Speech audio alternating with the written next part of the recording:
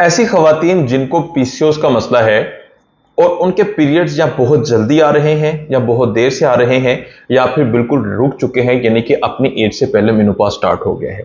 ये होता ऐसे है कि आपको पीरियड्स जब बंद होते हैं, आप ऐसी मेडिसिन लेते हैं जिनकी वजह से आपको वक्ती पीरियड्स आते हैं, लेकिन वो अंदर से आपके हार्मोन्स को खराब हो रहे होते हैं। फिर एक टाइम आता है कि आपके पीरियड्स बिल्कुल बंद हो जाते हैं, मेडिसिन से नहीं आते। तो इसलिए अच्छा है कि आप 100% हर्बल मेडिसिन से अपना ट्रीटमेंट करवाएं। मैंने बहुत सारी ऐसी मेडिसिन रिसर्च की अल्हम्दुलिल्लाह, जिनकी वजह से ये आपको नेचुरली पीरियड्स आ सकते हैं और पीसीओएस का मसला 100% कवर हो सकता है। आप इसके लिए मेरे क्लिनिक तशरीफ ला सकते हैं, और ऐसे लोग जो इस्लामाबाद के इर्द गिर्द रहते हैं उनके लिए एक स्पेशल डे है, जो कि महीने में एक दिन में giga mall IMC 2A floor पे इंशाल्लाह बैठना स्टार्ट करूंगा।